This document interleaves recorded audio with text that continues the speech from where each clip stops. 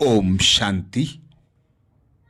जानी जाननहार पिता निराकार परमात्मा शिव ने यज्ञ के आदि में ही ब्रह्मा तन का आधार लेकर भविष्य की अनेक भविष्यवाणियां कर दी थी कि आगे चलकर क्या क्या होगा, कैसे होगा और बच्चों को क्या करना है।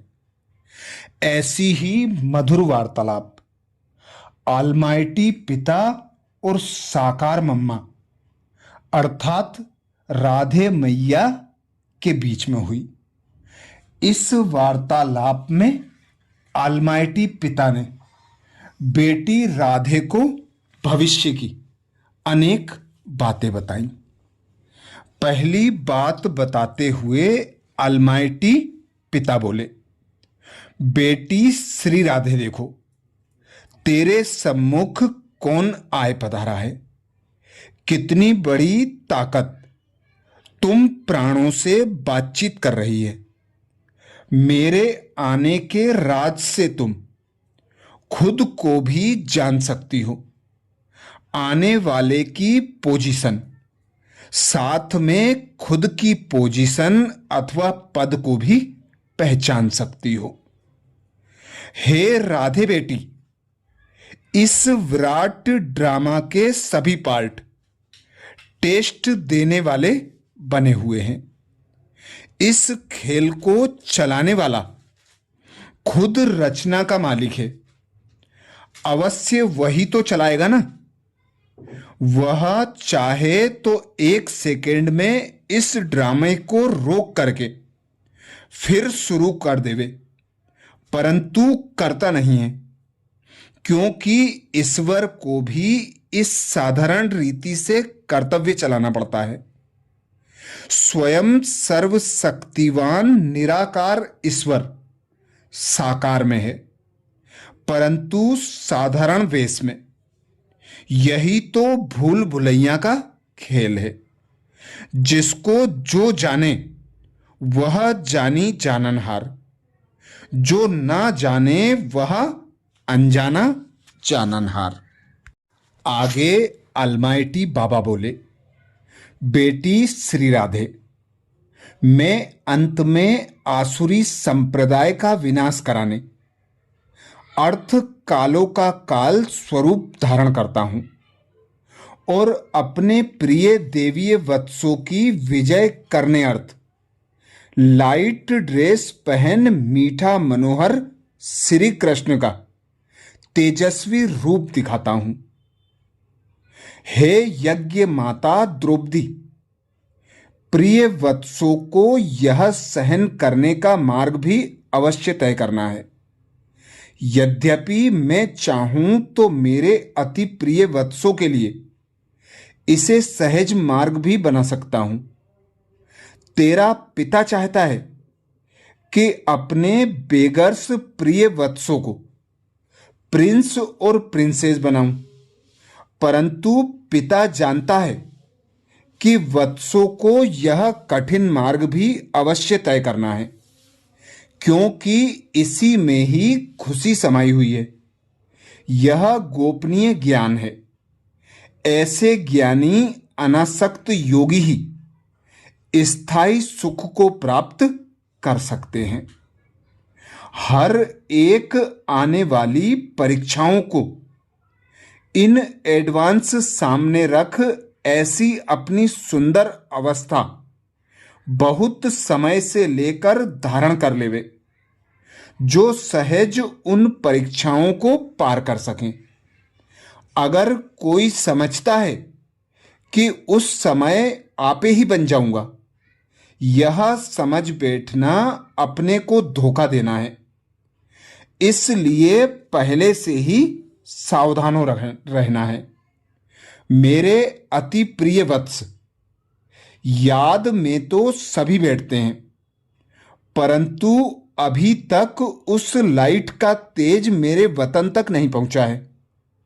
हर एक जब लाइट स्वरूप हो उपस्थित होंगे, तब उनकी तपस्या का तेज मेरे वतन में आएगा। फिर हर एक की संपूर्ण लाइट उन्हों में प्रवेश हो जाएगी। उस समय फिर शक्तियों की महिमा निकलेगी। हर एक को अपने निश्चय में ऐसे स्थैर्यम रहना है जो मैं भी उतारूं तो भी उतर न सको। हर एक प्रिय वत्स सदा अपनी ही ज्ञान मस्ती में रहे तो कोई भी उन्हें नीचे उतार नहीं सकता। आगे अलमाइटी बाबा कहते, हे शिरोमणि शक्ति राधे, शक्तियों को ज्ञान योग बल में और मुख से ज्ञान मुरली बजाने में तैयार रहना चाहिए।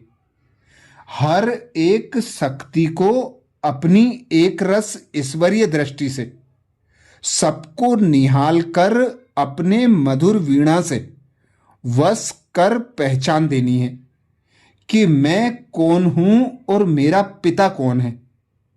कैसे ब्रह्मा में भगवान प्रत्यक्ष हुआ है जो इस अंत के समय डेविल वर्ल्ड को खलास कर डीटी वर्ल्ड में हमको ले जा रहा है। आगे अलमाइटी पिता कहते, हे यज्ञ माता द्रौपदी, अभी हर एक की अवस्था दीपक की ललाट सदृश्य स्थैर्यम होनी चाहिए। तब ही अंतः सूक्ष्म प्रेरणाओं को कैच कर सकेंगे और अपना कार्य संपूर्ण रीति से सिद्ध कर सकेंगे। जितना ज्ञान अनुसार अवस्था होगी उतना ही प्रेरणाओं को पकड़ सकेंगे। आज दिन से लेकर उस अवस्था में एक तार हो उपस्थित रहेंगे तो संपूर्ण प्रेरणाएं टच हो सकेंगी। आगे अलमाइटी बाबा कहते, हे बेटी राधे, शक्तियों की वह अंत समय की सीन कैसी होगी? कैसी होगी? एक एक शक्ति ज्ञान हथियार से सजी हुई चतुर्भुज स्वरूप बन, एक हाथ में गदा, दूसरे में स्वदर्शन चक्र, तीसरे में पद्म, चौथे हाथ में शंख ले उपस्थित है।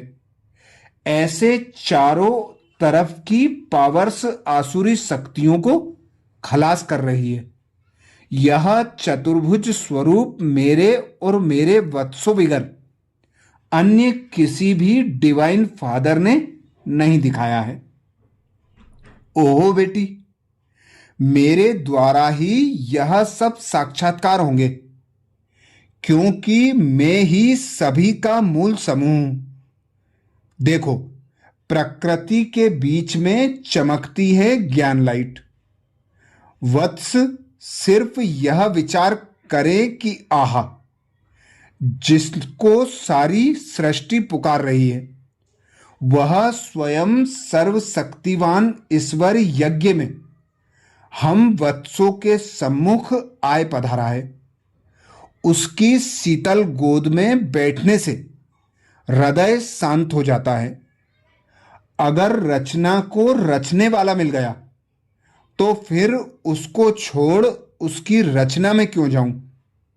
हाईएस्ट में हाईएस्ट अथॉरिटी, सर्व ताकत का खुद मालिक, जिससे सर्व ताकतें प्रकट हुई हैं, उस पहचान में आ गए तो फिर यह गोद छोड़ना असंभव हो जाएगा। आगे ऑलमाइटी पिता कहते हैं, बेटी राधे, इस आवाज का सार है शांत अर्थात अंतर्मुख हो जाओ।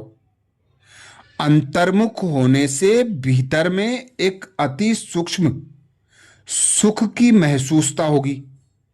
देखो, आपका पिता भी बच्चों को सिखलाने अर्थ अंतर्मुख रहता है। यह नेचुरल है। जब बहुत सर्विस की जाती है तो अंतर्मुख अवस्था में रहने की खेच उत्पन्न होती है। अब ज्ञान मुरली सुनने और सुनाने वाले दोनों ही अंतर्मुख हो जाओ। अभी दर्दनाक आपदाओं का समय बिल्कुल नजदीक आकर पहुंचा है, इसलिए जल्दी अंतर्मुखता की भट्टी में रहे। योग रूप अर्थात सूक्ष्म अव्यक्त रूप बनते जाओ। इस प्रकृति की आकर्षण से परे हो जाने का ऐसा अभ्यास करो जो किसी भी आपदा के समय बिगर कोई तकलीफ सहज रीति इस पिंड अर्थात शरीर से निकल जाओ, जिसमें डिफिकल्टी ना लगे। ऐसा पुरुषार्थ करने के लिए ही यह सुहावना वैल्यूबल समय मिला हुआ है, जिसे थोड़ा भी व्यर्थ नहीं गंवाना है, नहीं तो अंत समय पछताना पड़ेगा। इसलिए ऐसी फाइनल अवस्था फाइनल करो। आगे अलमाइटी बाबा कहते, तुम पुरुषार्थियों के सामने अभी ऐसी अनेक बातें आने की मौसम है, क्योंकि अभी तुम ज्ञान की ऊंची सीढ़ी चढ़ रही हो, तो माया के विघ्न भी सामने जरूर आएंगे। मगर तुम्हें एक रस ईश्वरीय अवस्था में स्थित रहना है। तो हरेक शुद्ध पुरुषार्थी प्राण अपने से पूछो, मेरे सर्वविकारी कर्मेंद्रियों पर जीत पा ली है? मैंने सर्वविकारी कर्मेंद्रियों पर जीत प्राप्त की है? प्रकृति पर जीत प्राप्त की है? ऐसे हुए को किसी समय की भी कोई लहर अथवा माया का तूफान हिला नहीं सकता। नेचुरल 5 तत्वों भी उनको कुछ नहीं कर सकते। अब बताओ, ऐसी अमर शुद्ध जीव आत्माएं बने हो। अब हरेक अपने से पूछो कि मैं ऐसी मोलाई मस्ती में रहता हूं जैसे तुम्हारा बाबा अपनी अथॉरिटी से कह सकता है। वैसे तुम बच्चे ऐसी ताकत में खड़े हो कह सकते हो? बोलो प्राणो, सूर्य पिता के तुम स्टार की चमक कैसी है, जो रोशनमय जग के सितारे गाए हुए हों। देखो, तुम ही अपनी चमक से दुनिया को रोशन करते हो। ऐसे रोशन दुनिया के शोभनिक सितारे तुम जब छिप जाते हो तो दुनिया में अंधियारा छा जाता है। फिर इन 5 तत्वों को भी वार करने का मौका मिल जाता है। अभी तुम मालिक सुजाग हुए हो, लेकिन जब पूर्ण अपनी चमक झलक दिखाएंगे, तब यह 5 तत्व समझेंगे अब मालिक सुजाग हुआ है।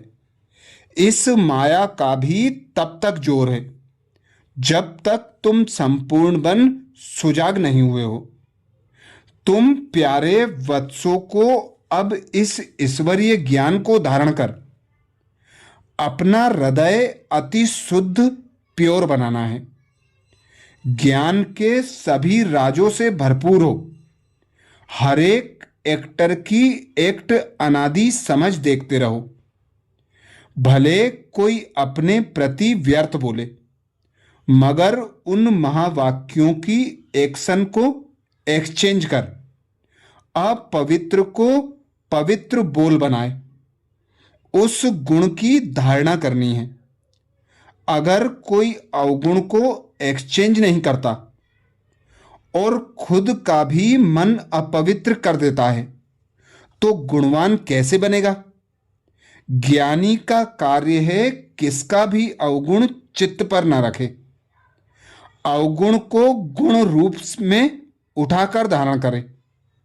जब इस रीति अवगुणों का विनाश कर सर्व गुणों की धारणा कर अपना हृदय अति निर्दोष और पवित्र बनाने का पुरुषार्थ करेंगे, तब तुम सबको अति प्रिय लगेंगे।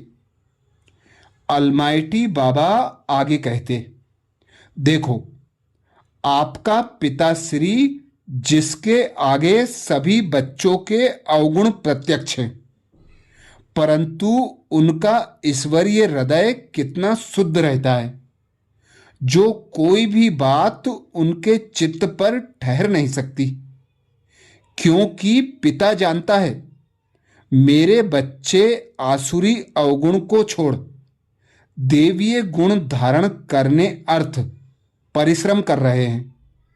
इसलिए कोई भी अवगुण उस पिता के सागर समान चित्त पर नहीं ठहरता।